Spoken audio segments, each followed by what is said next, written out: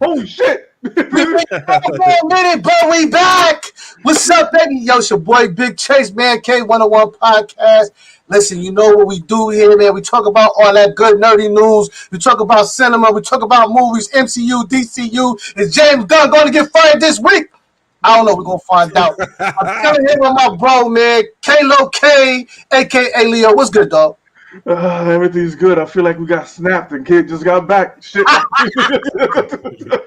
And our special guest, man, our brother, Mr. Torian Reigns. What's good, dog?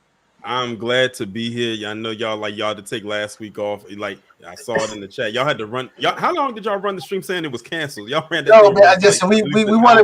We want people to know that we was coming back, baby. You know what I'm saying? We got a little technical difficulties in the background.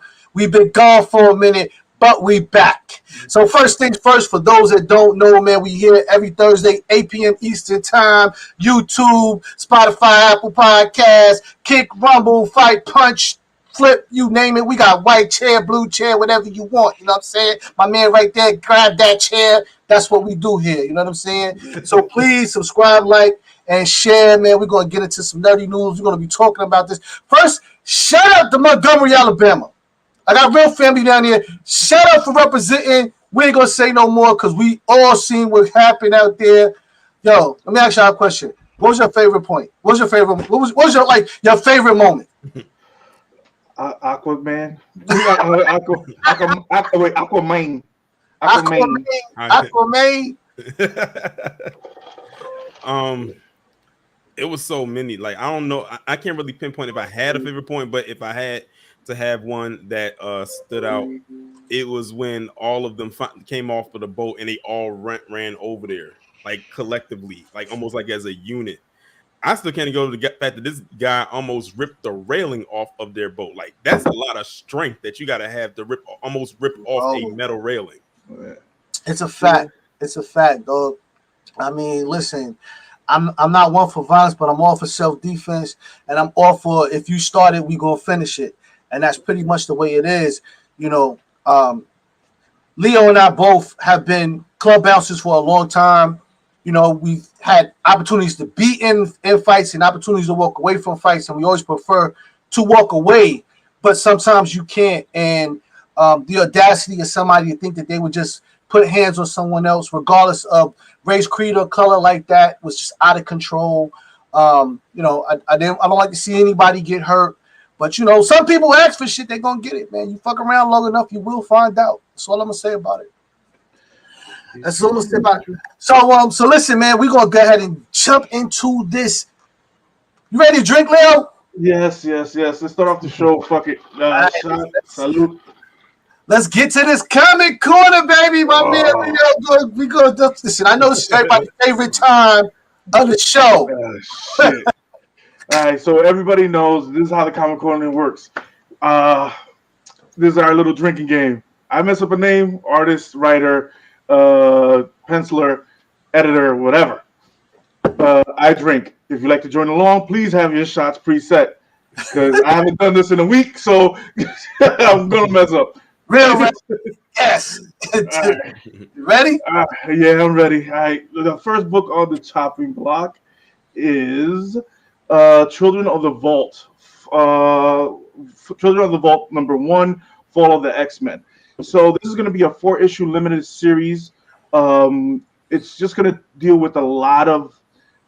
It's going to deal with the first appearance of X-Men 3. It's also going to be dealing with the let's see, the X-Men of number 188. So you're going to have a lot of post-human species in this series. So I suggest everybody pick it up because you're going to get some insane power levels on these. These guys are going to be very OP. The first cover artist is Yannick Paquetti. Yeah, you can Kadrinky. Yannick Paquette. Paquette. Yeah, you can put drink. God, I didn't miss that. Okay, the artist is Luca Mareca.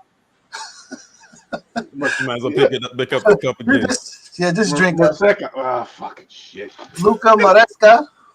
I'm trying to figure out how he missed the whole S. Yeah, like, just like there wasn't an S there. just throw the whole shit out. Like, okay, the writer is Des Kemp.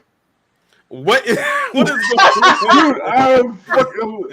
I am bad with names. Okay, I am bad with names. And plus, I'm trying to give everybody a nice fresh start to what's coming back.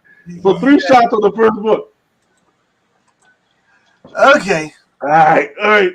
Fucking shit. All right. The next book on the chopping block is Ghost Rider Wolverine: Weapons of Vengeance Alpha #1. So you're gonna have 2 first appearances in this one. So you're gonna have one of the Stitcher, a demonic serial killer. Another first appearance of the Father Pike.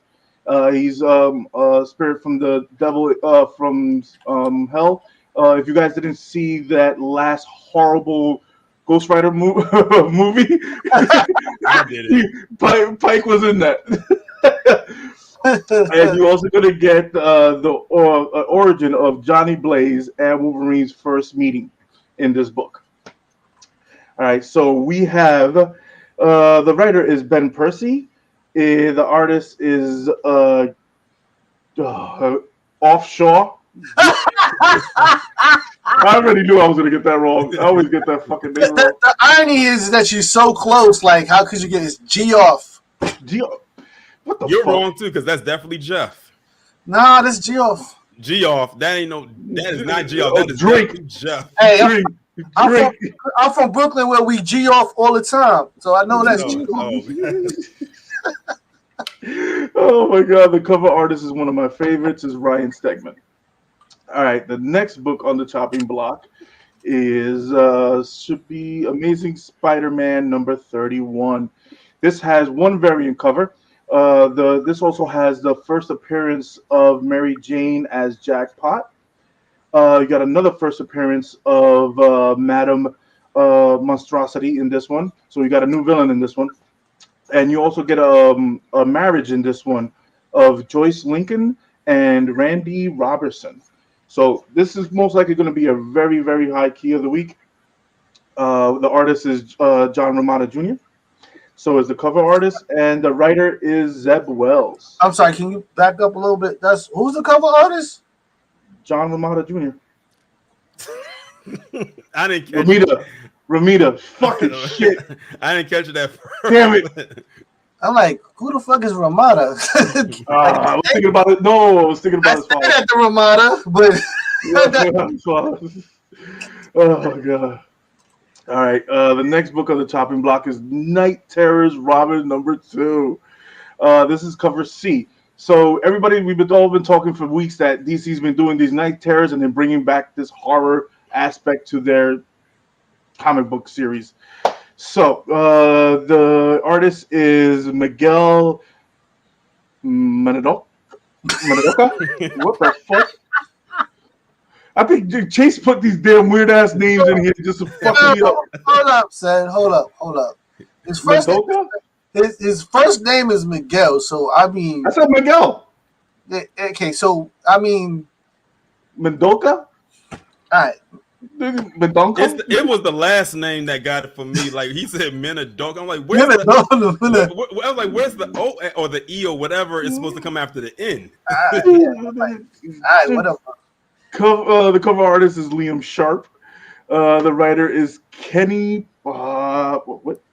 I can't fucking see Porter. Sorry. I'm about to say if you got my contacts are fucking hazy tonight. And plus, I've been smoking. So anyway, you're drinking though. There's nothing wrong with my drinking. There's nothing wrong with that tonight. Because I needed it. All right, the next book on the chopping block is actually our Man Cave cover of the week because this shit is fire. It fire. is. It is. Miles Morales, Spider-Man #9. This is the Manahani variant. This is okay. So this wasn't Chase. Just to make sure, this wasn't on East End Comics, right? No. Okay. All right. So the artist is Federico Vicentenetti. Mr. Tini? Fucking shit. Yeah, just drink it. Just drink it. Your cup gonna be empty before the end of the first segment. That's empty now. I need it to be. That shit Cover was artist is Mateus Manahani. You always put this damn name in here, and you know I can't say this guy's damn name. You're an asshole for that. Manahani, whatever. How about Manhanini? That one. The writer is Cody Ziegler.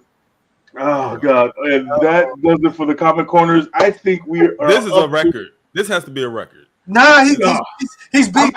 He's close. He's close. I mean, that was at least there was 3, 4. I know 5, 6. How you got all the first 7. 3 wrong on the first one? So that's 7. So we're nice and saucy at this moment. And ladies and gentlemen, like we always say in the comment corner, always support your local comic book shops, support your addiction. And tonight is also a lot of alcohol. And holy shit, we got a lot of comments. Okay. Let's see. Who's that?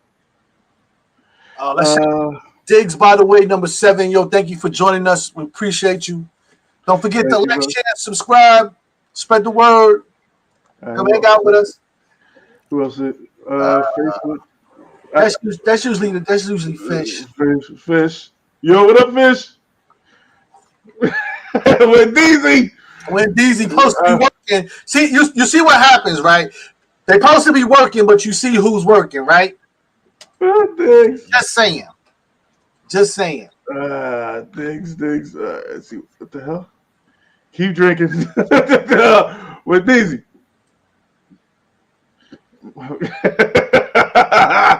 All right.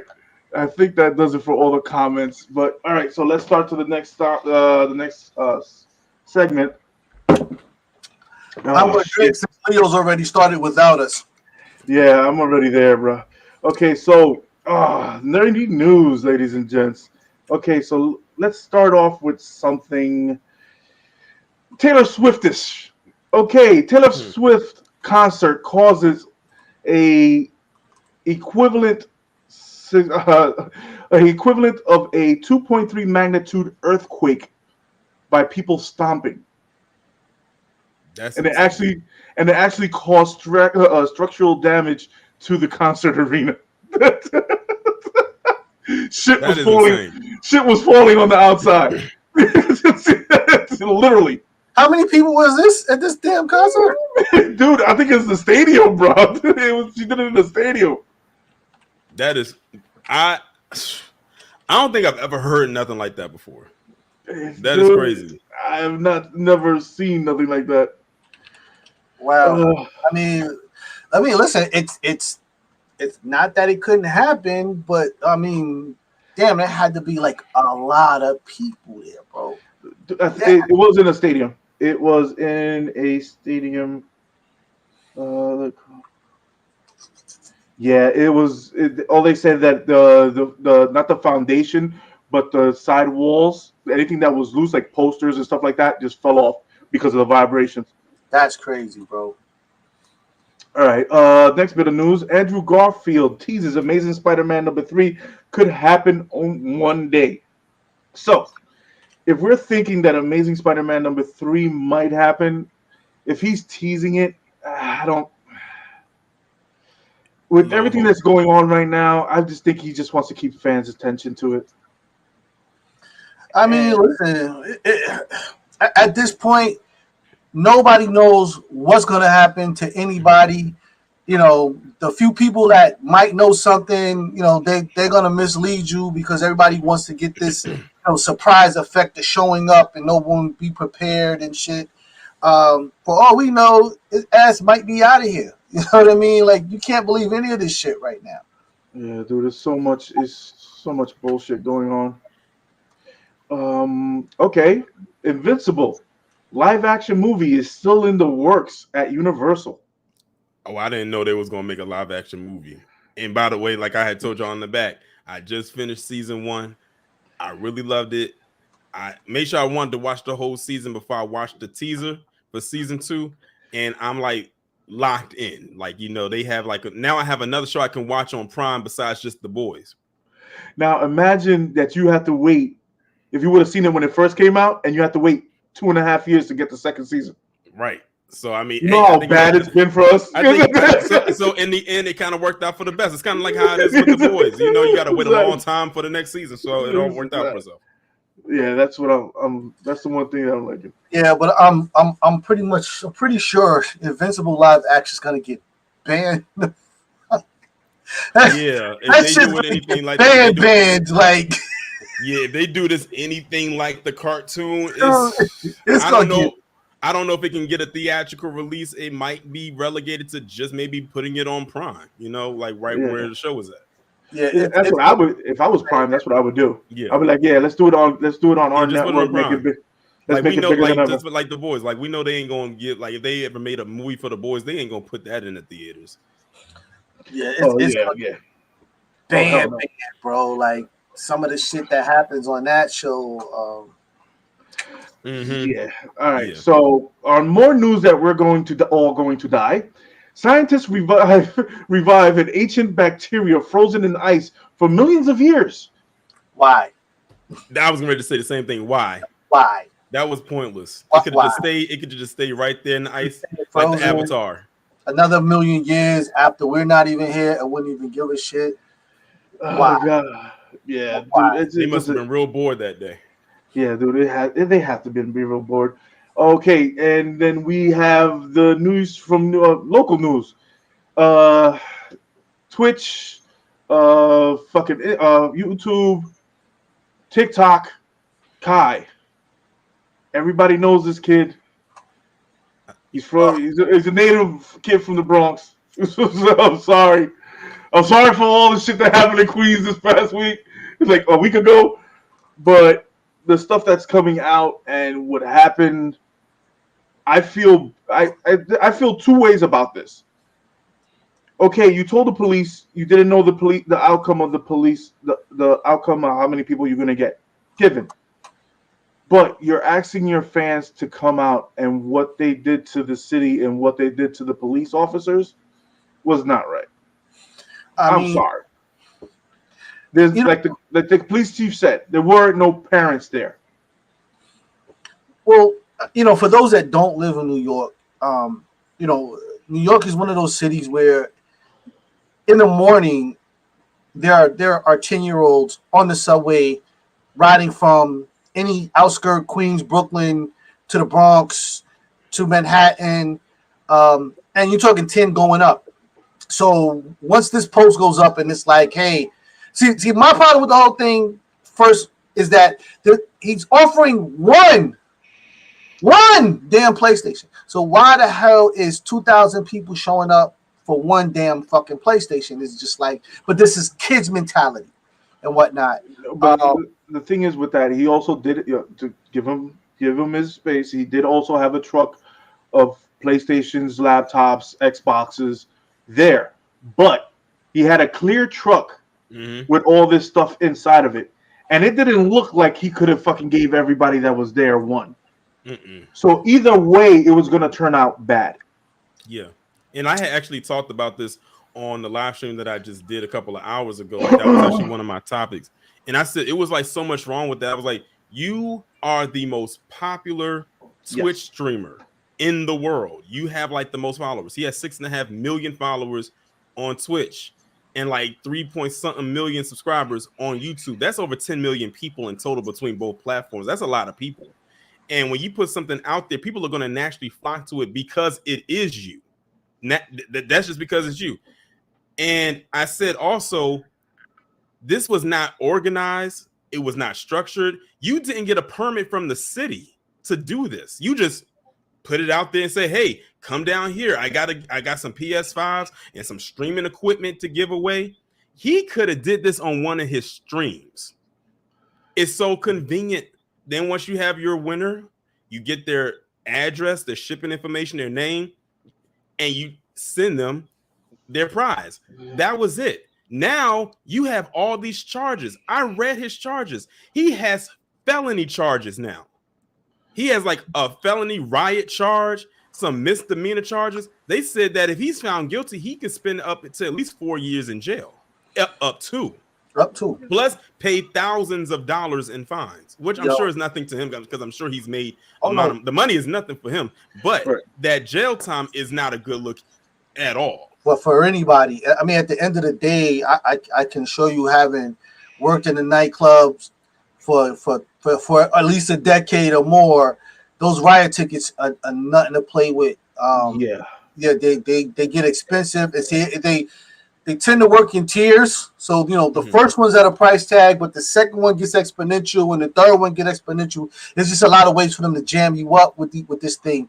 But, I have to agree that, you're really not thinking about people's safety. And one thing that I kind of hate about social media is people feel like, they have anonymity where you can do something and then turn it off and not be concerned about how it comes out. So you put this thing out here knowing that you got all of these followers that are going to come and show up for this thing, and you weren't concerned about anyone's safety. You weren't concerned about your own safety. You know what I mean? Dude, the thing is, everybody likes Kai. He's a good guy. I don't have nothing negative to say about him. But what he did in Queens, that was completely wrong. Because wait, first you come out of the van with your security guard, and then you have everybody mobbing you with 4 security guards, and you have over 2,000 people. You decide to come out of your car. You should have said, as soon as you saw the amount of people that were out there, you should have said, no, everybody turn back. Let's do this online. Get back to the house and let's do this online. We cannot do this out here. They're going to cause so much havoc and so much shit in which they did. You got young kids in the summertime in the city with nothing to do. Yeah, see. First of all, if he thought that far ahead, he would have gotten the actual permit. But speaking of somebody else that we can't say anything bad about, does anybody feel the moisture in the air? Oh, Charles, brother. Thomas is in the building. That's good. What's up, Charles? Can you hear us? I don't know. What? It's probably he'll catch up. But yeah, like we were saying, the whole. Oh, he'll catch up. Don't worry. So the whole thing with that whole Thai thing, you didn't have I understand you guys are riding with you, and you guys are saying that we had the truck for the giveaways. Look at the amount you had. First off, you had a clear truck driving in Manhattan with all the prizes inside of it, and you got kids chasing in the middle of the street a clear truck with the prizes inside of it. Right, where everybody can see it. I mean, listen. In New York City, if you're a kid from the Bronx, a kid from the Bronx, Queens, Brooklyn, Staten Island, Connecticut, you name it, like, this is going to draw a crowd. You cannot do this shit without security. People are going to get hurt. A lot of these kids just are out there. One of the issues that are completely uncontrollable is the amount of street element that's out there with our children. And God forbid one of these young kids would have got one of these things and can't make it from where he is to the damn subway because there's some gang or some whoever out there. It's just a whole bunch of safety factors. There's a video on TikTok now that one kid was online trying to get to see Kai, right? He was online, and the kids next to him were like, "Listen, if you get one, you're not gonna leave here with it."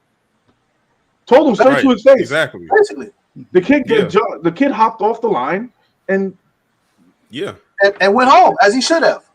Exactly. So that's why I said that it would have been more convenient and more safer to do this online. It would have been that would be the smart thing to do. But in society, common sense is not common. It's never. It isn't. Charles, what's going on? What's going on? How you guys doing? Doing good. You guys getting it in. Yeah, talking about the craziness is going on with these streamers and what they're doing. It's just, I'm sorry. You're known for doing crazy shit. Kai, I already know this is no hit did knock to you. You were setting off fireworks in your house, bro. Right. Yeah, Come on, man. I remember that. But one You thing, said it was entertaining at your house. Yeah, and I remember that I actually went and watched his response video, like as much as he could say, because it's in the investigative stage. There's only so much he can say, and because there's charges on top, he can only say too much. But one thing that I did hear him say that I thought was messed up was when he was saying that it was people in a tinted car driving in front of his mother's house with cameras to take pictures. Now I said, now that's going too far, because now it's like, what does his mother have anything to do? First of all, how did you find out where his mother lived? Listen, it's the internet, baby. You know that's not hard these days. That's not hard. That's not. The problem is you don't know if that's an investigator. Yeah, right. You don't know if that's a detective saying, okay, this is the property that he owns. He can't say that he's broke because this is where his mother lives. Yeah, this is where he lives. This is the videos where he's shooting these videos at, where he's blowing up illegal fireworks. It's not hard, and I work in the IT field, and I can tell you, you need maybe one or two pieces of information, and you'd be surprised what you can find out. It's not hard at all, and whatnot. All right, so Kai, I hope you don't get to go to jail, but brother, you need to start paying. And you did the right thing by apologizing, and you thought that your reach wasn't that big. Obviously, now you know.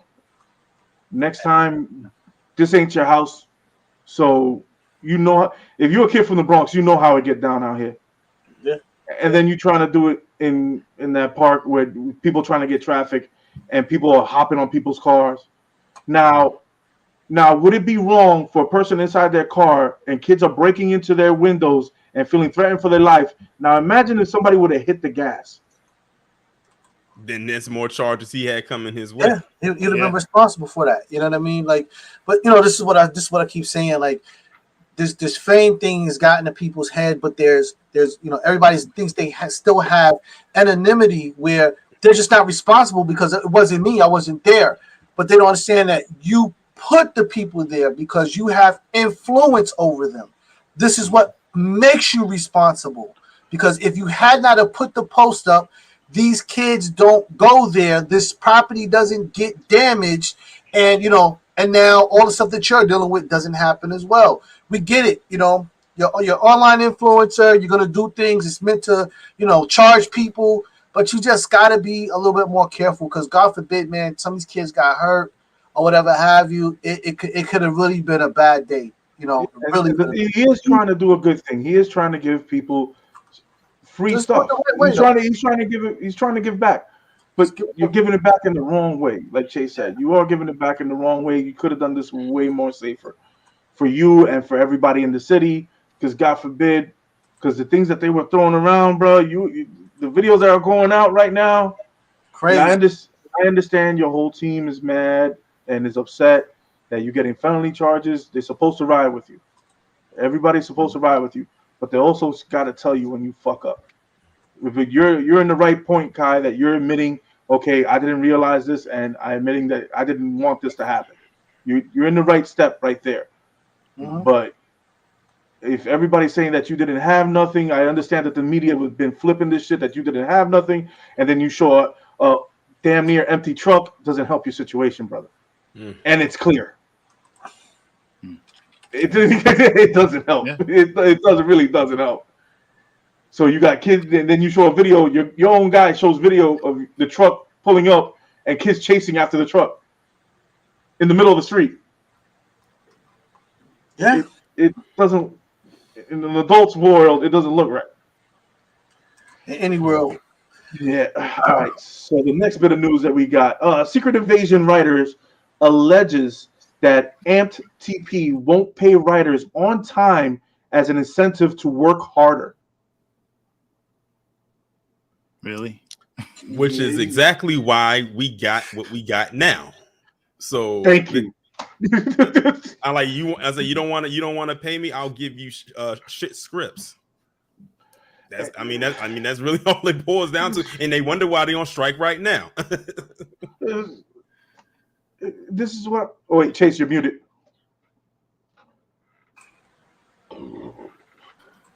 I still do not understand.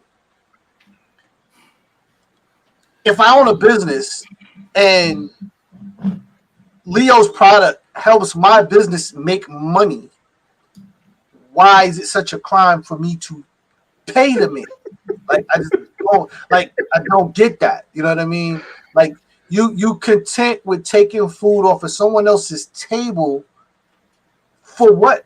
You can only eat so much food, but you won't give it to the person whose skills and experience help you survive. I just don't get that. You know what I mean? I don't get that. Well, a lot of times these companies, unfortunately, and it happens, a lot of these companies, they think that, their name is enough to just sustain revenue, and they don't realize that the people behind the scenes, the people that are really putting these things together, you got to treat them well. It's like having a restaurant, and you have great cooks back there, and you treat them like crap. And the thing is that the quality of food starts to decline. And you get E. coli. Yeah. So, my thing is this. There has to be a middle ground here. We have to come to some consensus. We have to, we don't know. I don't know the whole story. We're looking at it from a certain perspective. So I don't know what may be holding up this whole thing. Maybe there's something else there to consider, but they definitely need to have a conversation and talk and set these standards. So this way we don't have these problems again in the future. Because it's jeopardizing everybody's job. I think one of the, I forgot his name. He's a known actor. He's selling his house, because he can't afford it, at this point in time. So there's a lot of people that are in dire situations. So we have to come to some type of consensus. We have to somehow meet in the middle here.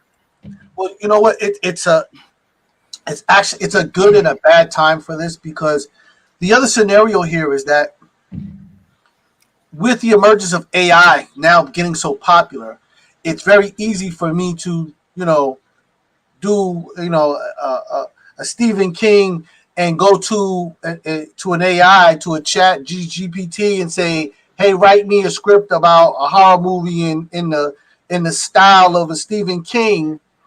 And I kind of feel like this is where a lot of these bigwigs are going, where they're just trying to hold off long enough to tweak this, where they can get the same product or better product that they would have gotten from a Stephen King from a chat GPT AI. And now we don't have to pay anybody and whatnot.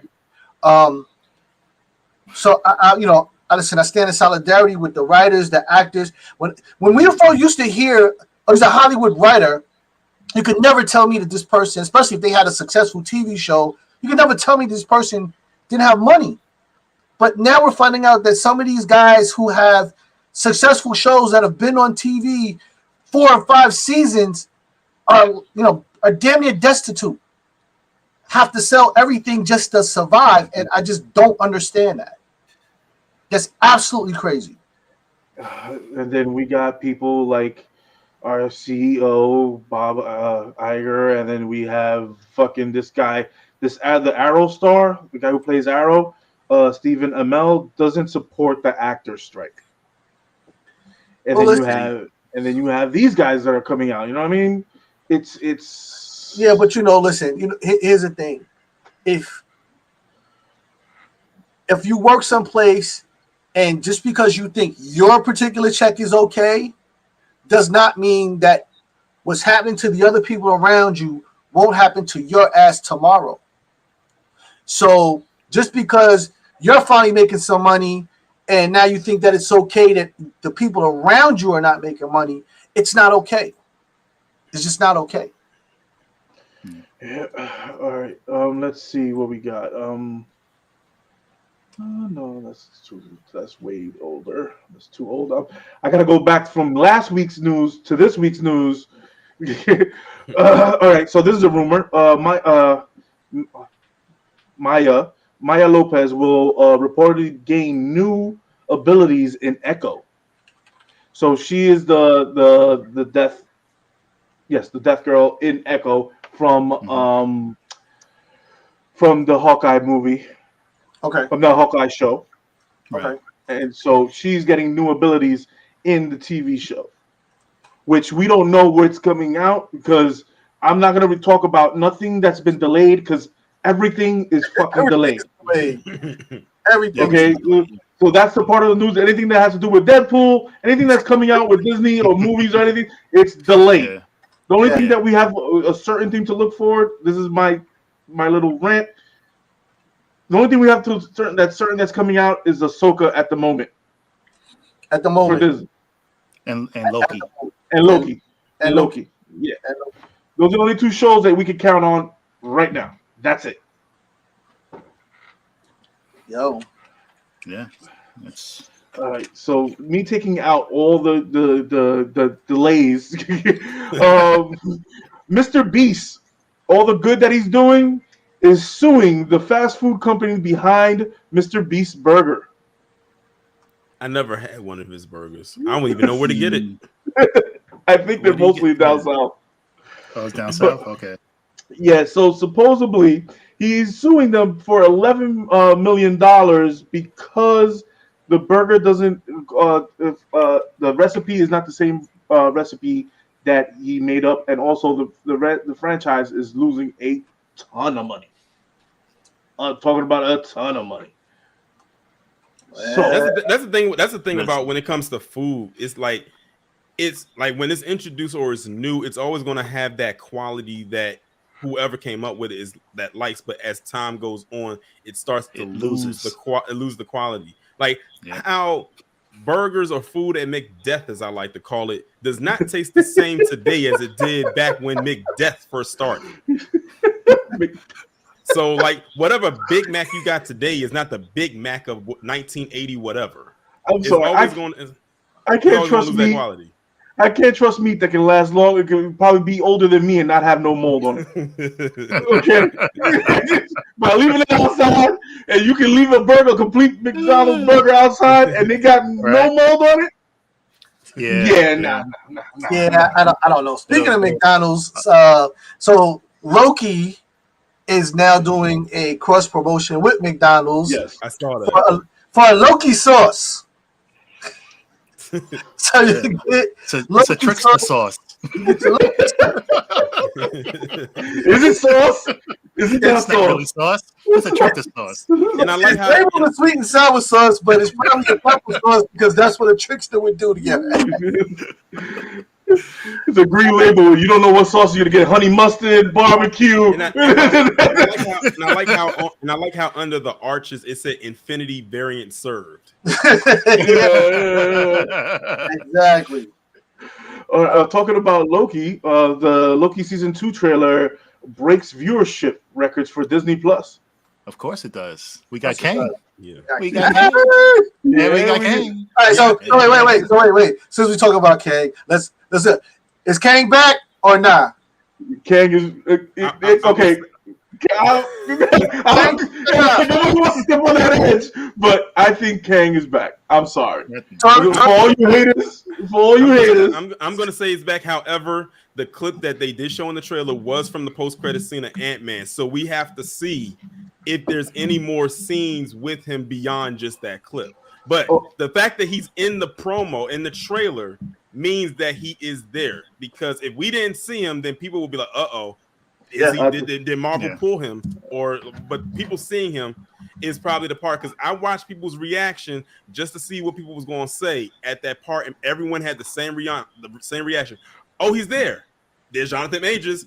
There he is. So I think that's going to help with the viewership of the show, because a lot of people are going to want to watch to see his character and see what is going to go going forward with this variant, Victor Timely, in this show. But overall, I liked Loki the first season. Been looking forward to the second season, and I was very impressed with the trailer. Okay, and also we have some. Wait, hold up. Oh shit, sorry. Also, we have some news from his court case. He went to court. His ex-girlfriend didn't show up because she fled the country. Yeah. And right now she has a warrant for her arrest. Oh, Yeah, that's not a good look on her part. That's actually making Jonathan look more innocent by the day. Yeah, by the day. By the day. King is back. Kang is back, baby. Kang is back. Why All his and variants. the thing is, while his ex-girlfriend done fleed the establishment, his new girlfriend been by his side the whole time. The whole time. Yeah. That boy, She's good. Because she's what? good. Hey, listen. Boy. I gotta find his at this point, all they got is time because they on strike. So it's not like where else is she gonna be at? So it's like, she can always be there. Mm-hmm. True. Listen, it is. It's making good. You got by your side. That woman, she was gonna get mad either way if it was the text was from her. You know what's so interesting? I don't know if y'all noticed this or not, but every time they talk about his case, they always make sure to bring her up and say, Jonathan Majors on this day, at this time for the trial, but also he's with his girlfriend Megan Good. They always make sure to mention her somehow, some way to let you know that she's there. Oh yeah, Publicist. Yeah, because she knows that his ex-girlfriend is somewhere in some foreign country looking at the news. And I keep telling, and I'm gonna stand firmly on this. I'm keep telling y'all that the woman he was texting was Megan Good. Look at the time. Look at the timeline. It had to be her. It had to be her. Listen, I said the same thing. I said, bro. The old girlfriend found out that he was talking to Megan Good, and she knew she was on her way out. Yeah, she knew she wasn't competing. She knew she wasn't competing with that. She was on her way out, and she just spazzed because she know that's a wrap. She couldn't compete. That's crazy though. All right. Gal Gadot confirms that Wonder Woman 3 is in the works for the DCU, and also that was last week's news. But this week we have that the DCU reportedly says that Wonder Woman is not in the DCU. So, is DC elsewhere? We're doing DC elsewhere. DC somewhere. DC wherever. DC out there. Yeah, out there. If they lose Gal Gadot, man, come on. They can't lose that woman, man. They lost everyone else. Under Zack Snyder, she's the only one left. So I don't think it's going to happen. Because look at it this way. If they keep her on and everyone's going to bring up, well, why did they get rid of Henry Cavill? Why did they they can keep Ezra. He can stay out. But why did they get rid of everybody else? That question. They're keeping Amanda Waller. They're keeping her. They're keeping Peacemaker. Like there's certain people they are keeping from the old DCU. They're all what's the face James Gunn's people though. They only kept Aquaman because the movie was already in production, and they probably wouldn't want to use him for Lobo, so they can't piss him off because that would be a good casting for Lobo. Well, he wants to do it. I'm still like. I just don't know. Like, I'm always going to see Aquaman. Now it's just Aquaman on a motorcycle for me, bro. With all the reshoots, I'm sorry. With all the reshoots is going on, it's crazy. My interest for that movie is non-existent. Yeah, it's gonna be rough, man. With all the reshoots, there's too many reshoots. Yeah. It's way too many. The reviews that people are coming out, they're walking out, not even watching the teaser for it, and it's not good. But hopefully now with all this time that they have in their hands, they can tweak it because actors can still work on the contracts that we're under. They can't do no new contracts. That's what it is. Mm-hmm. All right. Zack Snyder still wants to make one of my favorite movies, Sucker Punch 2. And he wants to bring out the director's cut. Let's go. Let's go. Sucker Punch, man. What? Sucker Punch. Have you guys seen Sucker Punch? I watched it in pieces. I never sat down and actually watched it. That movie is cinematically gorgeous. Yes, it is. Cinematically gorgeous. Yeah. Some of the things that he did in that movie were incredible. He should have had a whole runoff of Sucker Punch with that movie. I agree. It didn't get enough shine and enough praise for that movie, but it was. How long ago was the first Sucker Punch? How long ago was that? Jesus Christ! I want to say 2008. No, 2011.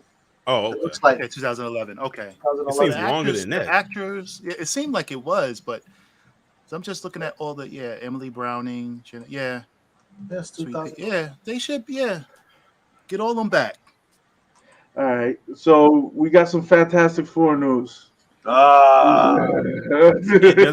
doesn't involve Adam Driver, does it?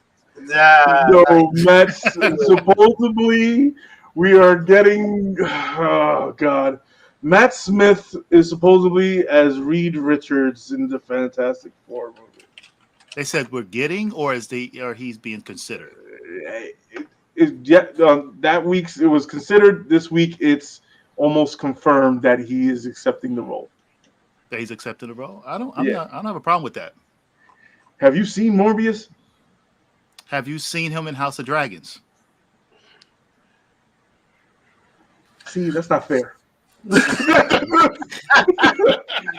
That's not fair. I mean, he's Damon. Yes, I know he's Damon. But you can't blame Morbius on him. You can't blame it on him. He did what he had to do in that movie. Nah, he did his thing. I mean, listen, this is the point where I'm not actually mad at this. I think that he definitely can embody. He kind of has the look for Reed. So I mean, I wouldn't be mad at this. I'd be interested to see how this looks.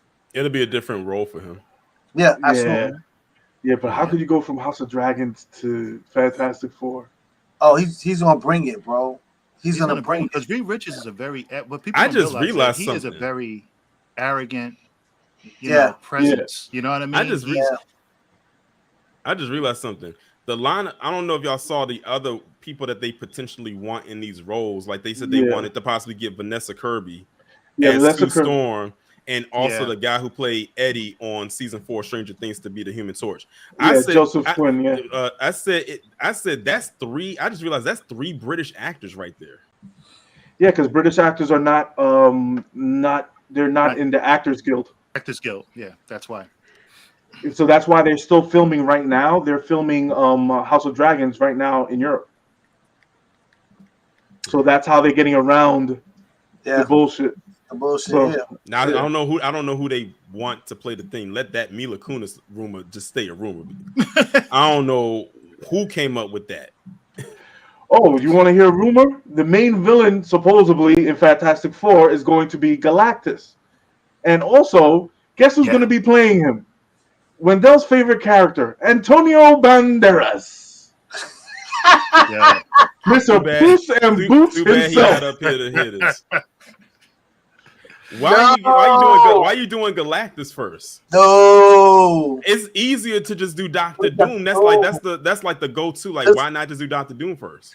This is a rumor, but I think they go let it stay a rumor. That route is because Doctor Doom has a longer story legacy than Galactus does, and I think everybody at this point is tired of they want to see something different. So it's kind of a way to shake up the story, but I don't know, bro. I just keep. Well, don't do Galactus like they did in the Silver Surfer. Yeah, like just make him one big cloud. Yeah, no fucking. I'm like, whose idea? Whoever idea that was should have been fired on the spot. That's Fox. That's Fox. That was Fox. Now we're getting Marvel, but I'm hoping with all the connections that Marvel is doing with Moon Knight and showing the Doom Castle in there and showing the town that Doom was from, I'm hoping that they're connecting and starting off with Doom because we still haven't. I'm sorry, in my point of view, we still haven't had a good Doom. Nah, they haven't. They haven't official Doom. They haven't iconicized him yet. Absolutely. There's no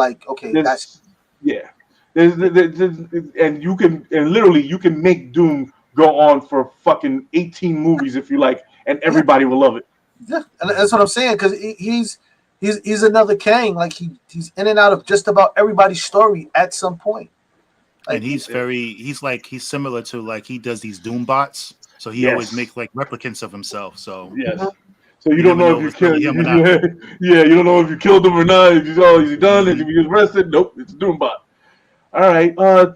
For more Spider-Man news, Tobey Maguire says playing Spider-Man again rejuvenated his interest in acting again. So he's saying that he wants to do Spider-Man 4, but as we know, he got rejuvenated because it was a Marvel and a good script. Mm-hmm. So yeah. But the Spider-Man movies, but listen, the trilogy, the Spider-Man, the original trilogy, I loved. I loved Tobey Maguire's Spider-Man. It really captured the whole, Steve Ditko, it captured that era of Spider-Man, with all those guys and the first few Spider-Man comics that I grew up reading.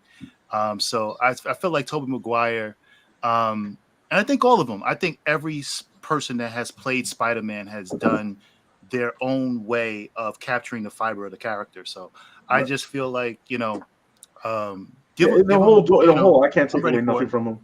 Right. Yeah, Tobey Maguire was. I know for me, I know for me, I'm just, I guess because I've lived the character, so I'm just ready to just go beyond. Like, as far as I'm concerned, I like seeing the three Spider-Mans on film. I would love to see them go off on a mission and whatnot. I'm like, there comes a point where these studios are just really dragging their feet with the story when there's just so much more you can get into. And I understand that you're trying to connect all of these different pieces because there's all of these multiverses and all of that, but just give people great stories, man. Like, just reach in, grab great stories, pair them up, and put them out. That's all people really want. Yeah, plus it'll also introduce May Parker, because I think in that union between him and Mary Jane, they have a daughter.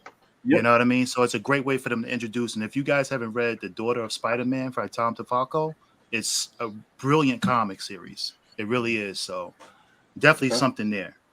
And plus, they already brought her out. I think they brought her out in Miles Morales Spider-Verse. Mm-hmm. Yeah, which was fucking awesome. Okay, Ben Affleck. Okay, so this is some news. Ben Affleck canceled Batman movie would have explored 80 years of mythos. Good fucking story. Wow. Yeah. Shoulda, coulda, woulda. Shoulda, coulda, woulda. Oh God. Okay. Another fucking actor is talking shit about the actor strike. Zachary Levi thinks that the rules of the actor strikes are dumb. His quote. This coming from a man whose second movie was like sewer water. Taste the rainbow, motherfuckers. Of course, he think it would be dumb because he probably needs the checks. Yeah, listen. When somebody's paying you and other people aren't getting paid, it's easy to feel that way. Like, it's just so dumb because I'm happy. I don't know why you're not happy. Okay, so in like DC is doing all their horror, Marvel has announced that Capwolf and the Howling Commandos for October. Ooh, about time. I've been waiting for Capwolf. Okay. Yeah. Let's go. So we're getting a limited series run for Halloween. So so like what they did with Werewolf by Night last year. Mm-hmm. Yeah. So basically, but they're putting Capwolf back into it. Cool. Because that was like what, Charles? I think it was like what, 6 issues only when they first came out. Yeah, it was a pretty nice run, but it was fun. It was definitely it was weird as shit, but everybody was like, oh, okay, we can believe it. Yeah. Okay, so some movie news. Emily Blunt is so ready for an Edge of Tomorrow 2. You guys seen Edge of Tomorrow? I didn't see it. Yeah. You know what? That's a Tom Cruise movie I missed. Yeah. Yo, listen, Edge of Tomorrow was a dope movie. I love I like these movies where you have to kind of use your head, and the whole point is he's trying to get to the end of the story, and every time he gets to a certain point, he gets killed, and he has to start all over, and then he has to refine his way and whatnot, and relearn, and so I'm for one, I'm definitely looking for Edge of Tomorrow 2 because I want to see what they're gonna do with it and whatnot. But Edge of Tomorrow does not disappoint at all. Yeah, it's basically Groundhog's Day with aliens. With aliens. I'm all for it. I'm all for it. Oh shit. Okay. This is a rumor. Also, actor Ebon Moss. Oh fuck! I'm gonna have to drink. Well, Batchatch. Yeah, you can drink again. Yeah, no. Yeah. Will play Silver Surfer in the upcoming Fantastic Four movie. So basically, what we're getting now is the same shit that we're getting for Deadpool. So many people are going to be in Deadpool. They're throwing the kitchen sink at Deadpool supposedly, and they're throwing the kitchen sink at Fantastic Four. Deadpool, you don't have to throw the kitchen sink at it. It's already established. Good 2 movies. First off, you can't fuck up the third because it's a Marvel franchise now. But if you fuck up Fantastic Four for the 4th time, that's the movie. You need to throw the kitchen sink at Fantastic Four. Yeah, in my opinion. If they fuck this up, they're never gonna. You probably will not see another Fantastic Four movie for a decade. They have to get this fucking established because Fantastic Four are arguably the center of so many stories for so many other heroes and villains. So they have to get this fucking thing right. Right. Listen, if it wasn't for their situation where they didn't have the rights to these characters, they would have definitely had Fantastic Four front and center. You know what I mean? And you're right, they're the nexus. Just like Superman is the nexus for DC, and then everything goes around him. Just like the Fantastic Four, they're the nexus, and everything is created around those guys. So the first family of Marvel. Right. First family of Marvel. All right. Okay. So also in the I Am Groot season 2, supposedly we're gonna get a episode of the Watcher in there, like we had in What If. In I Am Groot. And I Am Groot. I don't know. I didn't even know they were gonna make a season 2. I thought it was gonna be one of those limited series. Yo, kids love that damn show, dude. I watched it. They do. Of course they do. It's funny. I Am Groot is just like, yo, do not smoke weed and watch I Am Groot. And just all right. Okay, so the Ayer cut of the Suicide Squad will be released before the DCU starts. The Ayer cut? Is that the original one with Will Smith? That's yes. one, right? Yes. Okay. I'll watch it. The same thing with me, bro. I want to watch it. I'll watch it. I want to see what he's. The Zack Snyder cut was so different. What I've realized with a lot of these movies is that even some of the Fox stuff, I realized that some of these guys that was looking to do these films, the studio stepped in and told them to change certain things, you know, because even with Wolverine Origins, they wanted to set up this whole, you know, Wolverine Origins, Colossus Origins, Nightcrawler Origins, and unfortunately, they wanted to go really hardcore with Wolverine Origins. And the head of Fox at the time, I forgot the gentleman's name, he's no longer there, but he was the one that was against it. So, but the problem is your name is tied to it because you're the director.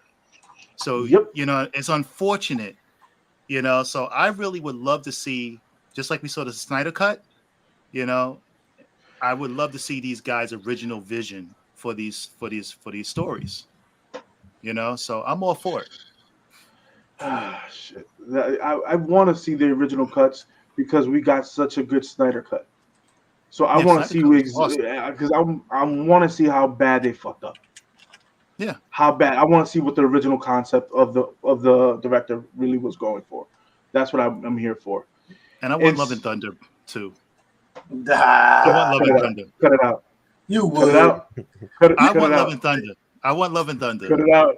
Cut it out, Charles. We're loving ghost screens. No thanks. Listen, they had took out 2 hours worth of content out of that movie. Chicago they probably took out all the stuff that we loved. So I want that stuff put back in and redo that film. That's what I want. Chicago fucked up. Yeah. Mm-hmm. He was riding too much of a high. His boy, whatever fucking what's his name? The director of Marvel, the head of Marvel, Kevin Feige. Okay, Kevin Feige gave him a bad line and let him do whatever the hell he wanted, and that's what happened. He trusted too much in Taika Waititi. He trusted way too much, and they turned it into a fucking comedy show. Even freaking Chris Hemsworth said this movie's too funny. Yeah. Well, and that's why everybody loves Extraction 2. Everybody knows that Chris Hemsworth can be a badass. Everybody knows watching Extraction 2. We need that. Yeah, we need that. Yeah. Give us old Father Thor. Give us fucking Thor that kicks ass. That's it. Yeah, listen. I agree. I say it 100 times. Put the superheroes in the environments where they do what they do. Yep. Space, so in space. we got some more bad news for Marvel.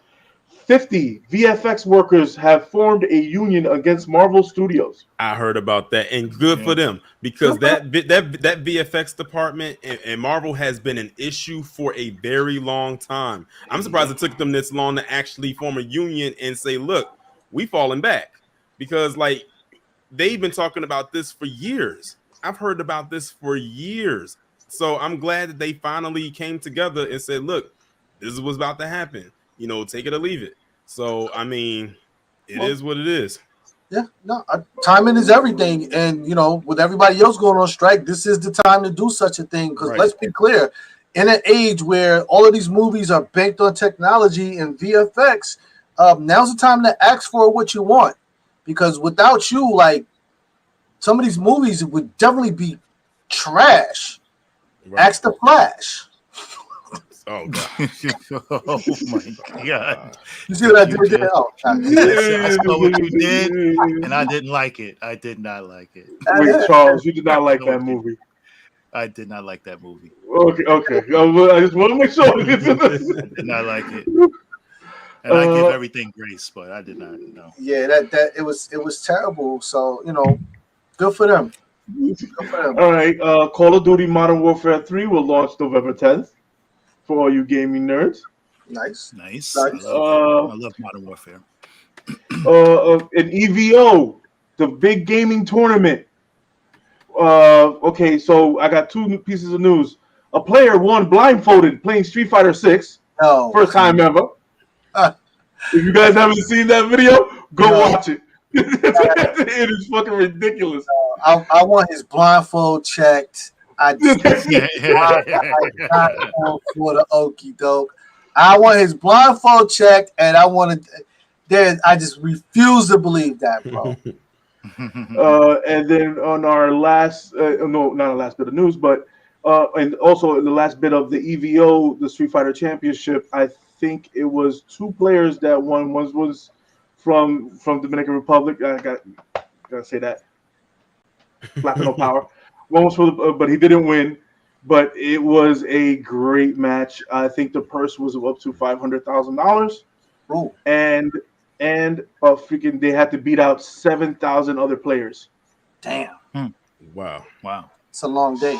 Dude, it was a freaking incredible. It was just incredible to watch. That's a long Oh, Beyonce news. Beyonce tour had to pay $100,000 to keep the DC Metro open after weather delay show. As a person in the area where this happened, that I'm on the local news, they made sure to put that on blast. And yeah, like and it was her second show because it was the show that was this past weekend because she had a show on Saturday and then she had one on Sunday.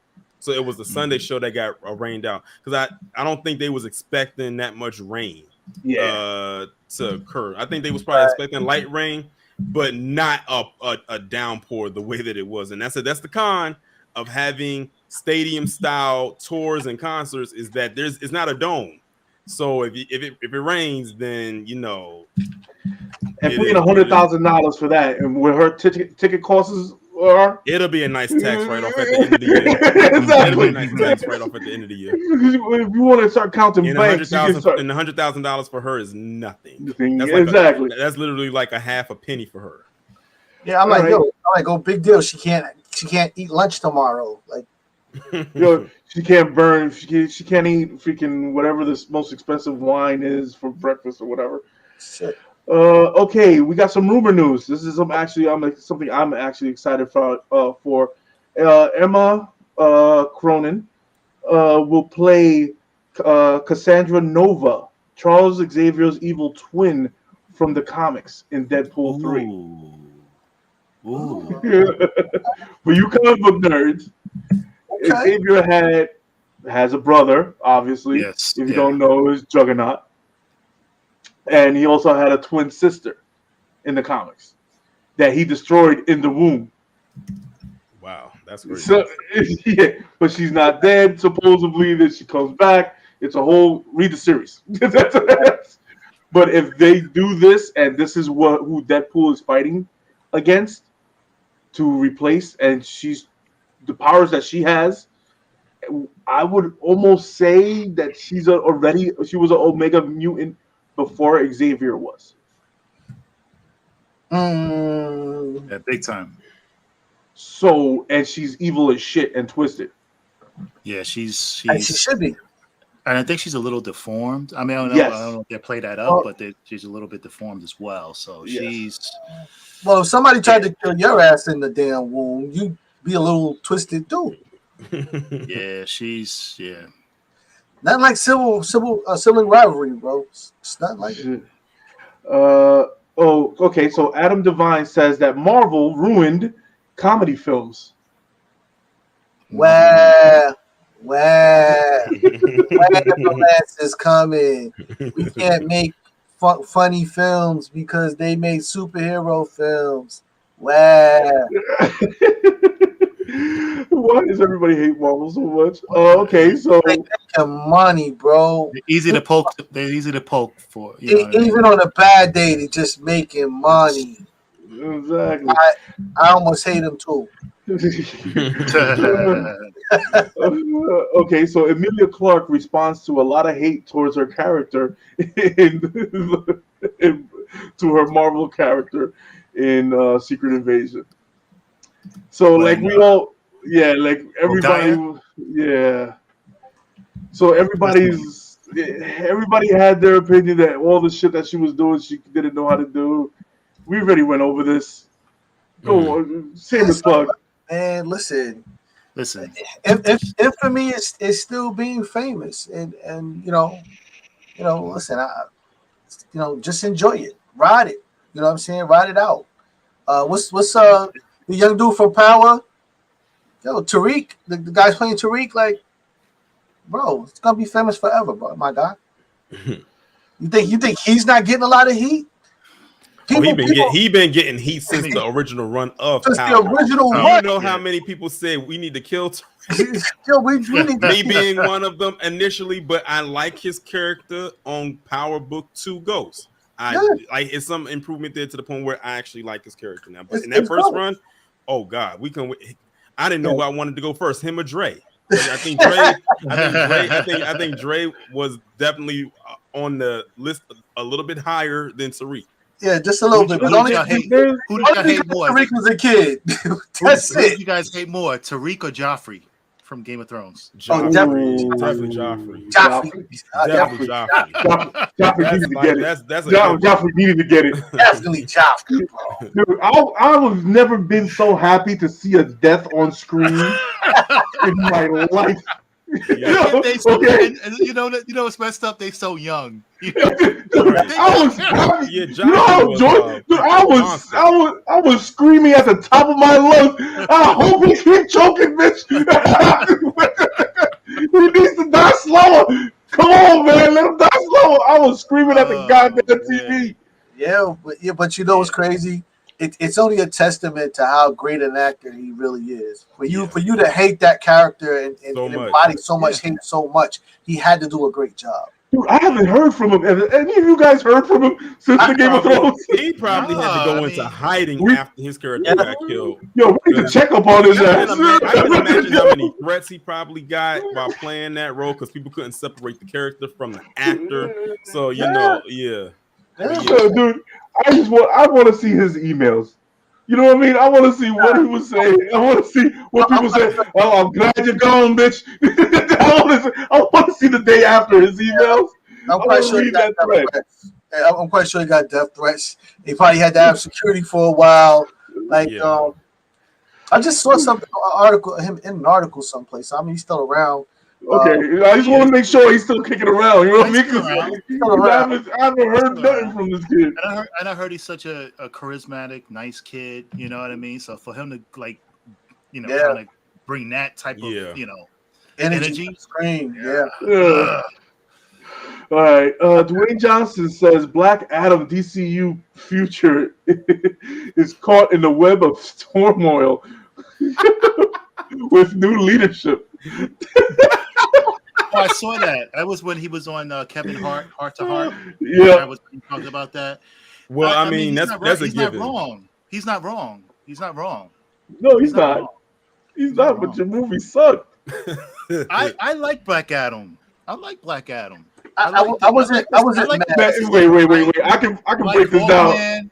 I knew it. You like the side characters. You didn't like Black Adam. No. But see, my thing is when you have a villain movie. Okay. I always think Black Adam's a villain. Yeah, you gotta have other characters to support that character. It's like you have a Doctor Doom movie. You gotta have other characters to support that character. So to me, I just felt like he was in kind of like that turmoil where DC was kind of, going through a lot of changes and a lot of infrastructure, movements and stuff like that. So it was unfortunate, you know what I mean, that it happened because then obviously Henry Cavill and everything. I mean, everything leading up to what we wanted to see with Superman and Black Adam go at it, we'll never get to see. You know what I mean? But I wasn't mad at the film. Moment. Yeah, and I personally felt like they kind of rushed it anyway, bringing him in the way they dropped into the story, and I get that because of the politics of the thing, they had to do what they had to do, but they just did not lay out enough for you to really get into the character Black Adam. I wasn't mad at the movie, but you could see where it failed and whatnot. You could see where it just did not connect the dots enough to make you really have a moment. And but I also feel like that Dwayne Johnson tried to run DC because I'm sorry, you have it was in turmoil, yes, but how the hell do you try? Your arms are too short to box with God. Your first movie, and you're trying to have a cameo with Henry Cavill, who's a proven Superman. And you trying to just jump off and say, okay, I'm going to fight you in my second movie?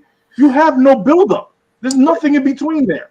But in The Rock's defense, if they had have done this movie, first of all, to be completely honest, the end is the lackluster part for me because they did not leave enough tension there. Henry Cavill just shows up and he's like, we got to have a conversation. When what they should have had was the conversation that two alpha males have, like, you can't tell me shit. I'm Black Adam. Oh, let's see about that. Leave it at that, and now people are like, oh shit, it's about to go down. They just didn't deliver. They stopped short when they should have just kept going. You know what I mean? Like if his whole rant is just trying to figure out himself because he's now in this new world, like, run with that.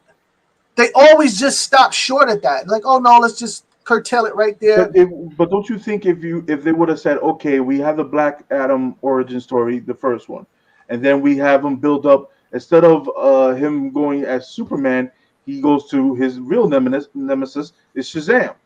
They already fucked that up though, because we already know that the Shazam movies was for kids. So at the end of the day, no one's gonna believe that.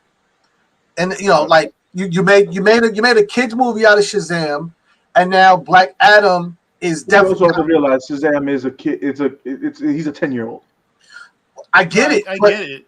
But again, you could have made the Shazam movie. We don't have to spend a lot of time in Shazam's alter ego as a kid. Right. Shazam could just be Shazam in the movie.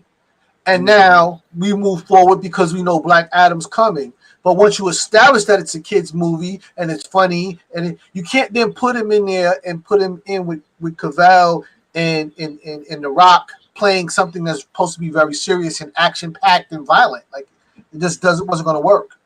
I didn't have a problem with the matchup. Again, I just didn't think that they didn't go far enough. You know what I mean? They just tried to make it like, oh yeah, send Superman. It's like, oh, let's talk. Like, who gives a damn? Exactly. All right. So then we also So in gaming news, this is what gamers hate. Street Fighter 6 fans rile against the $15 TNMT DLC costumes. So basically, if you want to be a Ninja Turtle in Street Fighter 6, you have to pay $15 each one. What? So that's what, $45? $45 for all four, and maybe Splinter. Well, they can keep that. This is what fans have. I give you $5. And in more news that you should be watching your kid, a 8-year-old lets a Black Widow spider bite him because he wanted to be Spider-Man. All right. I'm not mad at him. I'm not mad at him. As a kid, you think about stuff like this, man. Are you kidding me? I used to watch Steve Austin. I was like, all right, I want to go up in a plane and crash and then have bionic eye and legs and arms. I'm not mad at the kid. Come on. I'm not mad at him for this. I just needed to report it because it was funny as shit. I was like, come on, man. As a parent, you don't say nothing. Hey, spiders don't give you fucking superpowers. Don't do that. Especially a Black Widow that is really actually fucking venomous. The beauty of kids is they can't find regular spiders. They gotta find some venomous shit that might. It's hard to find. They never find something harmless, like, oh yeah, these spider bit me. They gotta go find a venomous tarantula. Like, yeah, he bit me, he's gonna give me superpowers. Like, whoa. Oh my god! All right. That was good. Let's see. Okay? So we have. The first episode of Disney Plus X-Men '97 will feature a Sentinel attacking the team of the X-Men. They did not give it yet, but they're also going to do the Danger Room scene from the first X-Men '97 run. So if you guys remember the X-Men cartoon, the X-Men '97, they start off with Wolverine breaking through a Sentinel in the Danger Room. And if you remember the Cyclops wedding to Jean Grey, where was Wolverine at? In the Danger Room, killing a whole bunch of fucking Xavier Sentinels while everybody's in the fucking wedding. And I just realized when you said the first episode is going to involve a Sentinel, like you said, an attack, right? Yeah. That's how the show started. That was the first episode when they was going to get Jubilee. It was a Sentinel attack. It was a Sentinel going after her. Yep. And so that's how they started. I'm guessing, dude, if this ends up being what I think is going to be, what I'm hoping is going to be, I'm in. I'm sorry, I'm fucking in. All right, let's see. Let's talk about Chase. You have that Barbie news, right? Yo, listen, we did the trailer review on Barbie, and I told you then this thing's gonna be absolutely fucking huge. $1 billion movie everywhere except Kuwait, Vietnam, and Lebanon, who have all banned the movie for some of the LGBTQ IA plus behavior, and I've heard, I haven't seen the movie personally, but I've heard that there's some controversial issues in there. The movie's definitely not for kids. And I mean, listen, this is the one thing that we said in our trailer review. This movie does not look like it's for kids. Right. I can see. I saw that when I first saw the trailer. I said some of the stuff that they're doing, like the innuendos and stuff. I said that's not kid friendly at all. Yeah. It looked like Family Guy. I'm sorry, Family Guy is not meant for kids. It's not. Mm-hmm. But kids watch it. But it's like also South Park. South Park is not meant for fucking kids. They have a bunch of innuendos in there. So if you took your daughter to go watch the Barbie movie, you're a bad parent. That's just like that's almost like it's almost like it has the Deadpool effect. Like when Deadpool first came out, because it was a comic book character. Parents took their kids to see it, not realizing what the type of character Deadpool was. There it was. I remember when it was so many parents that were so mad about that. They was like, "Well, what do you want us to do?" First off, it's an R-rated movie. Why did you even take a kid to see that? Because it's R-rated, and like that's not our fault because the trailers was out there. It's not like he was doing kid-friendly things in that trailer. But thank you for paying. We got our money. Yeah, we got your money, I should say. But listen, I can't listen. South Park got under my parental radar. My son had a birthday party, and I walked past the TV just in time to catch one of the characters saying "kick his fucking ass." And I was like, whoa. There's like 6 kids in front of the TV. I'm like, whoa. What show is this? And whatnot. These things. Well, parents have to learn to do their research. You got to go check it out before you put your kid in front of it and let the show basically babysit your child and whatnot. And so now 2023 has $2 billion movies out of 2 unlikely films to actually do it. I kind of actually predicted Super Mario Brothers would reach $1 billion. I kind of predicted that it was going to do that. But I didn't expect Barbie to be as big financially that it was going to. I mean, I knew it was going to make money, but I didn't expect it to make $1 billion. Nah, I definitely did. I said it when we did the review because it was just so full Barbieism. What's up, Abel? Abel's in the house. Everybody's on vacation while me, Leo, Charles, and Torian work, guys. You see what's going on. We're going to start our own union here.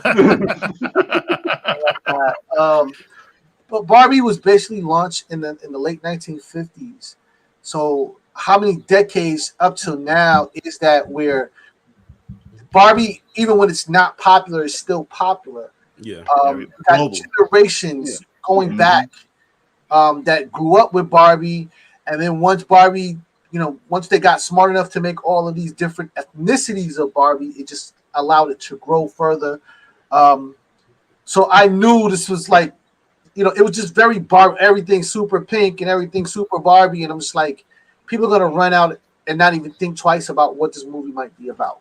So I kind of knew it was going to be ridiculously popular. They did add a few themes in there. The Roe v. Wade. They added a lot of different themes in this film. You know what I mean? That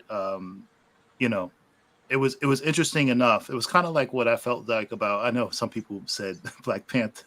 They said Barbie's Black Panther for white women, but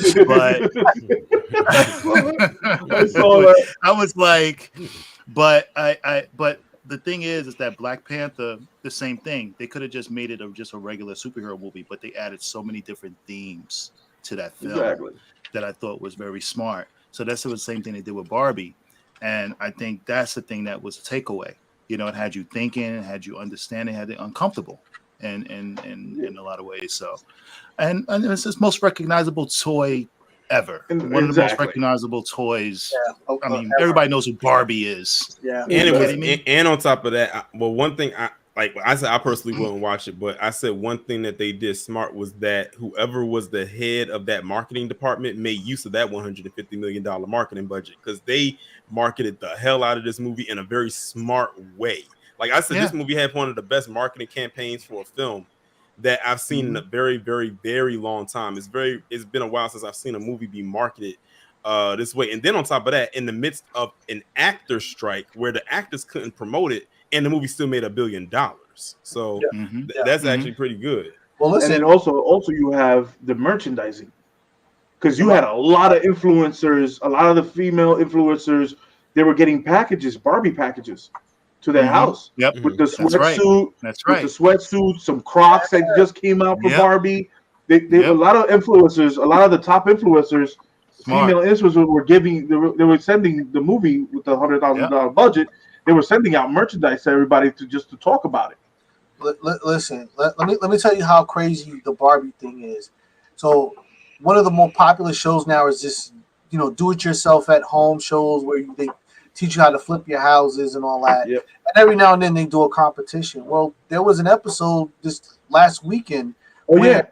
Two stars that flip houses had to do a Barbie theme.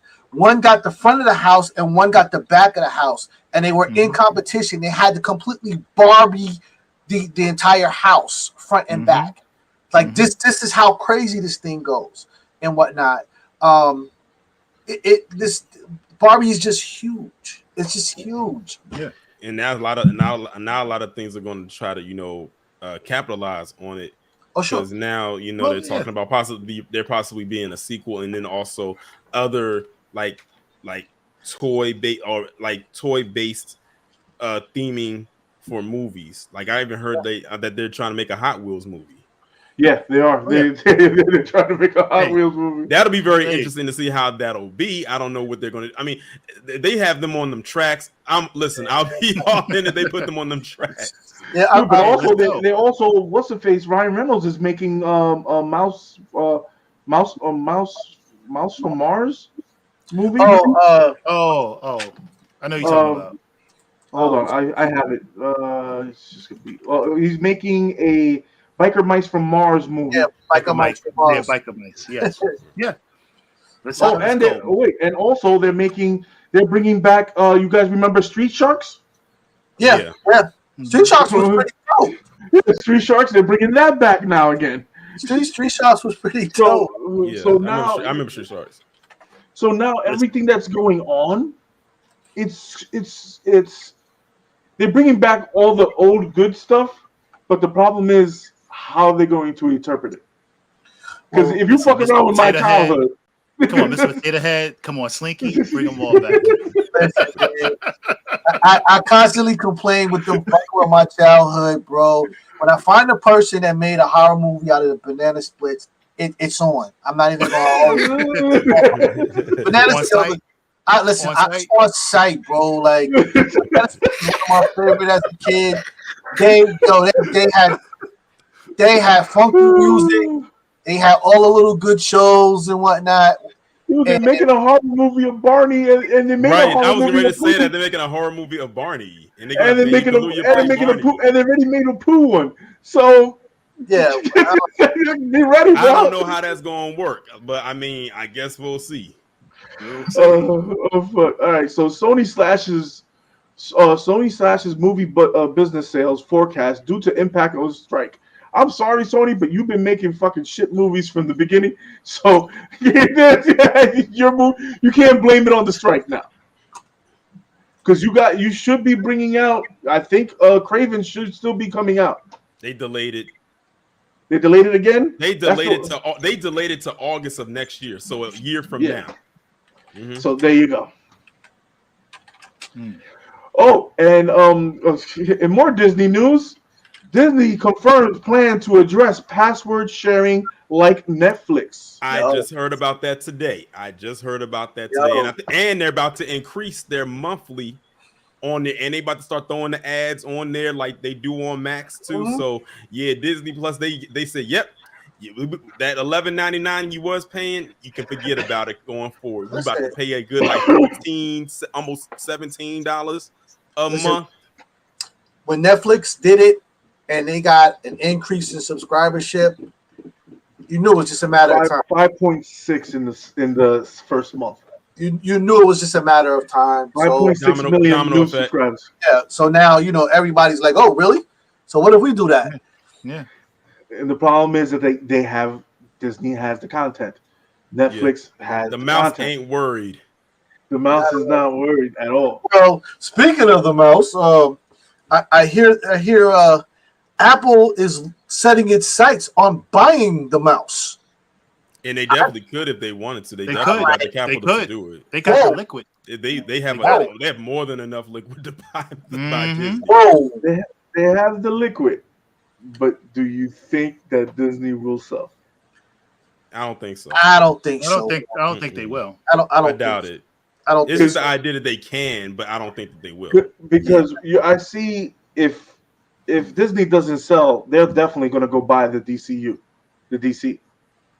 because that's the better plan for Apple to say, fuck that, I could get more content on my Apple Plus, which there's not a lot of, because I watched that new show that they have on there and I fell asleep. So What show? Fuck is it? That new space show. Fuck is it called? On Apple Plus. Foundation. Yes. Foundation. I watched the 3rd episode and knocked the hell out. Too much talking, homie. I need more action. And it was. I understand you're trying to teach me the backstory, but it doesn't take 3 episodes to teach me a backstory of an hour and a half, almost an hour. Wait, it was an hour and 20 minutes the first episode, hour and 10 minutes the second episode, and 54 minutes the third episode. So you had me for 5. You had me for almost damn near 5 hours, or 4.5 hours. So come on, man. Yeah, they need the content. Maybe they'll. We'll I say DC is their main move, because if Marvel, I know that Disney can't buy DC because it'll be a complete monopoly. Well, I mean, listen, Discovery wants to sell them. Yeah, I mean, and the thing is that all they really do is just make them break down and separate certain pieces so that they don't have a monopoly. Everything's got a resolution. Mm-hmm. All right. Okay, so let's talk about some adult shit. So Bear All Miami to host a nude cruise ship in 2025. So everybody's going to be bucket naked in the in the cruise ship now.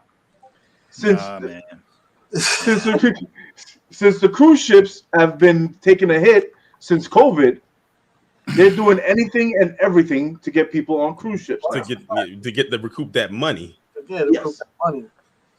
Nah. So you can literally book a trip now for. It's actually going to be on a great ship too, on the Norwegian cruise line. Yeah, I heard of the Norwegian. I don't want certain people standing behind me at the buffet line. It's just not gonna work. Yeah, now it's going to be called the Nudewegian. Yeah. Yeah. Nah. I'm gonna pass on that one. I'm good. All right. So Sydney Sweeney will play Spider-Woman in Madam Web. It's official. Okay. Good. Sydney Sweeney? All right. Good. Okay. I like her.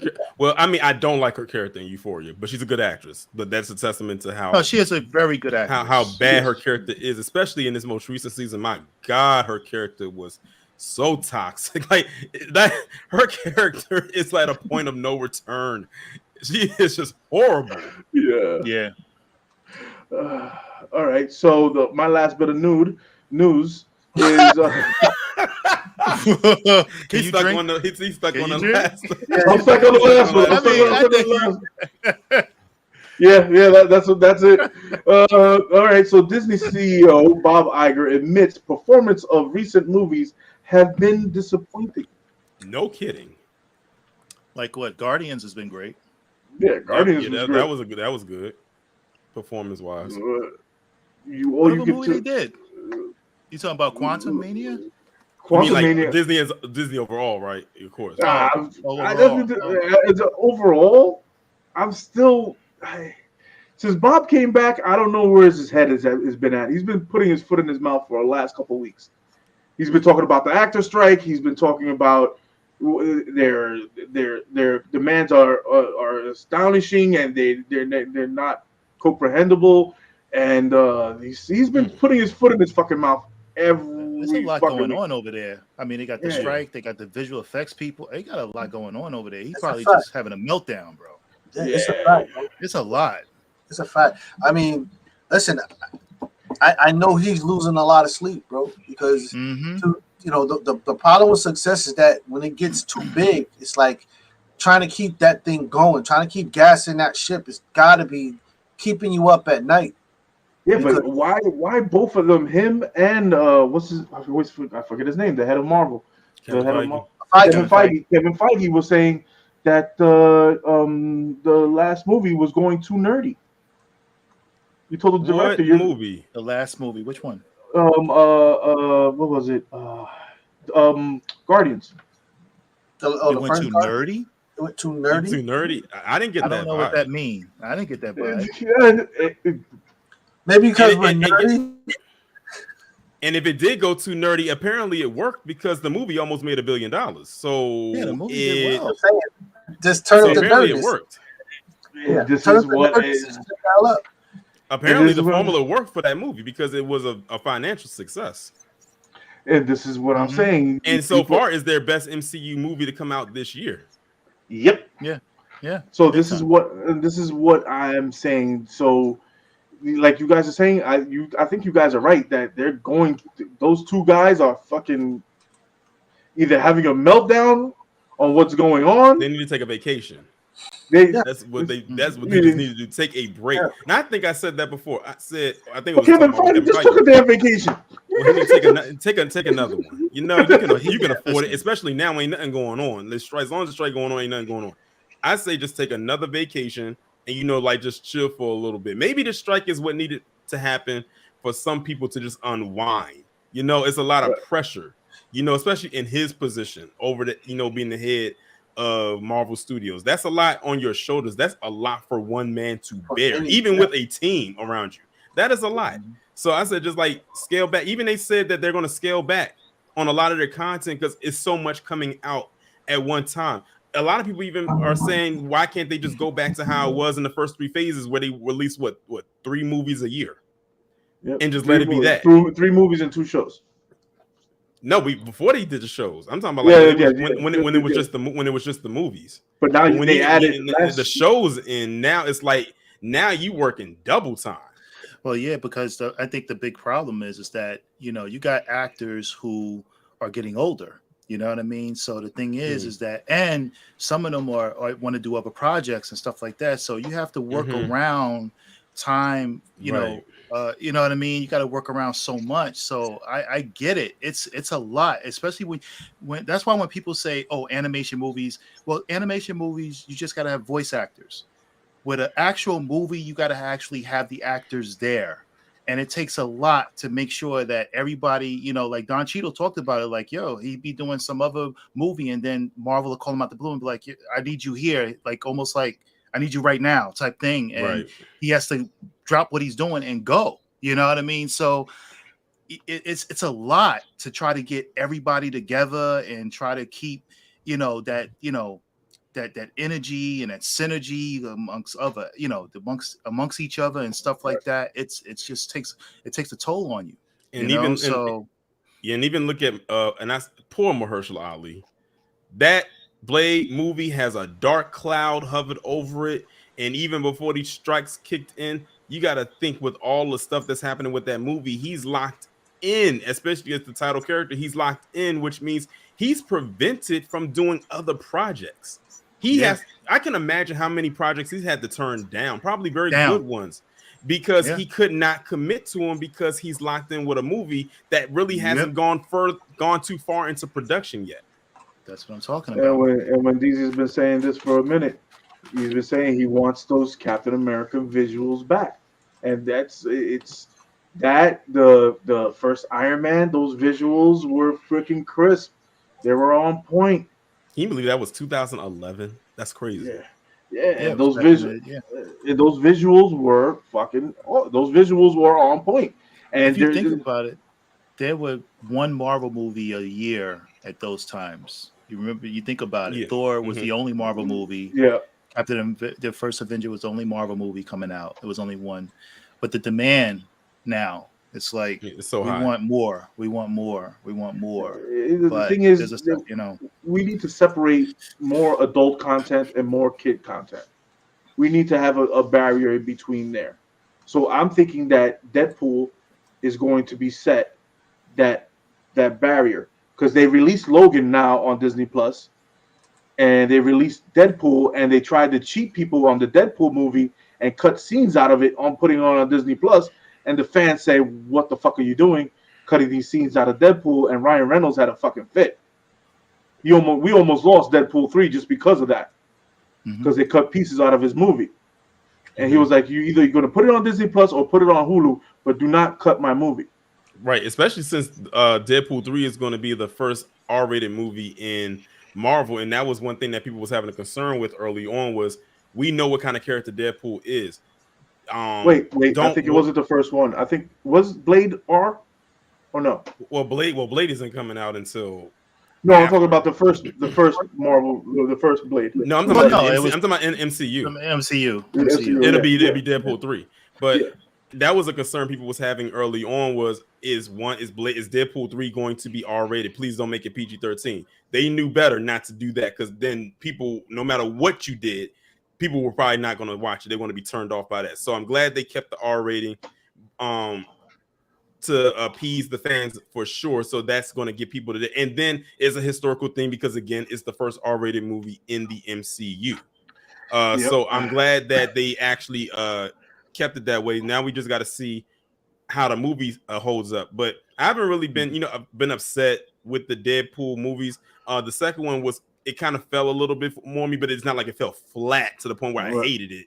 Right. But it's given, from what we're seeing, it's giving us what we want based on, of course, us seeing Logan or Wolverine in the yellow suit, which is something us fans have been demanding since we've seen a live action version of Wolverine in X-Men. Yeah. We've been demanding that yellow suit since all the way back in 2000.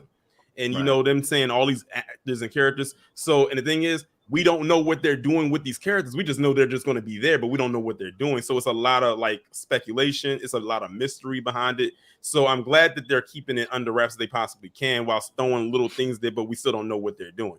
I'm telling you right now, that first trailer they drop is going to be crazy. The first trailer is going to be crazy. The first snippet that they dropped, everybody went crazy. Yeah, when he announced that Hugh Jackman was coming back. Yeah, when they were both sitting next to each other and they did the comic book pose from Deadpool, and the cover. And I can tell Ryan Reynolds is a huge Whitney Houston fan, because that's the second time he used a Whitney Houston song in a trailer for a movie he's done. So shout out to Whitney. The estate got a nice little check, but yeah. So I'm excited to see what the, and again, I don't know how it's going to be because of the strike. They had to like shut down production. Yeah, but if they keep the date, it'll come out the day before my 35th birthday. Yeah, so it's the thing is with they already shut it down until next year, so that everybody everybody just waiting, to see what they're going to do as far as the strike. Exactly. So, which I heard is probably not going to be until like the beginning of November. So it's going to be a while. We got the rest of August, all of September, all of October, and just a piece of November.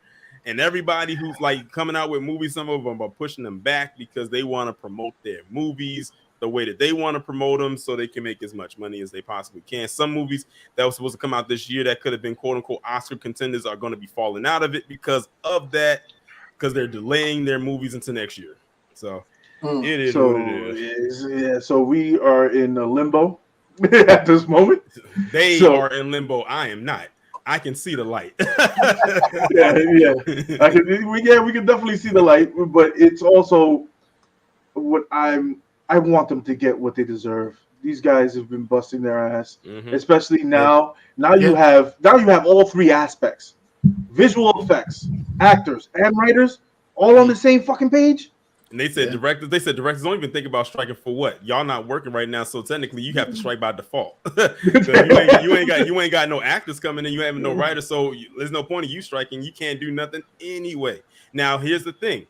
Now what's going to end up happening is when they get all of this situated, it's going to be heavily demanded that that the writers in particular actually produce good scripts. Like, don't give anything out lackluster or whatever. You got what you wanted, now produce.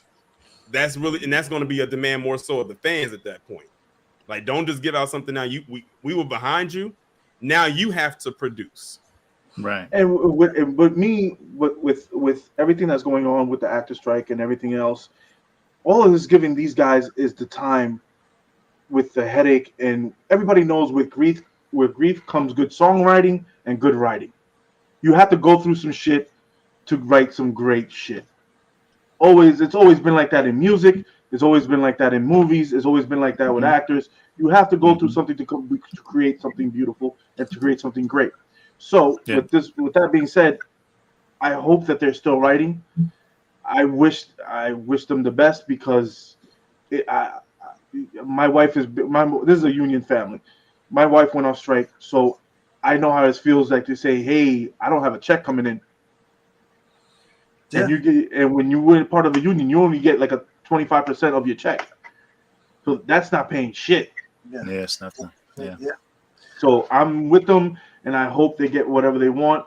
And do not let them use your fucking voice or your likeness in perpetuity. Do not let that fucking happen. Because that's what they're trying to do with music right now. That they're letting AI write songs and they're trying to put them in the fucking Grammys. Yeah. So don't let them use your voice and your likeness, because Biggie's estate is already suing, and so is Tupac, because they're bringing out a fucking song of, song of Tupac and Biggie again. Yeah, they're getting sued at the moment. Yeah, because they're trying to chart them, and I don't know if the money's going to the estate or not.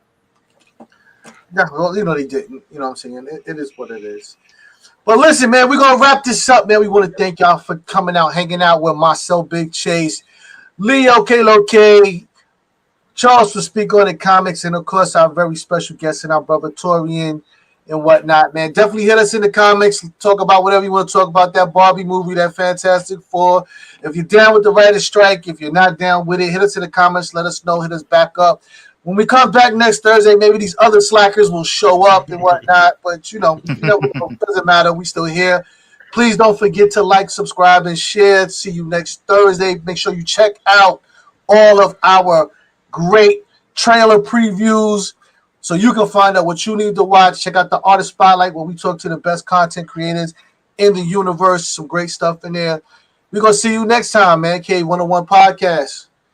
Peace out. Deuces.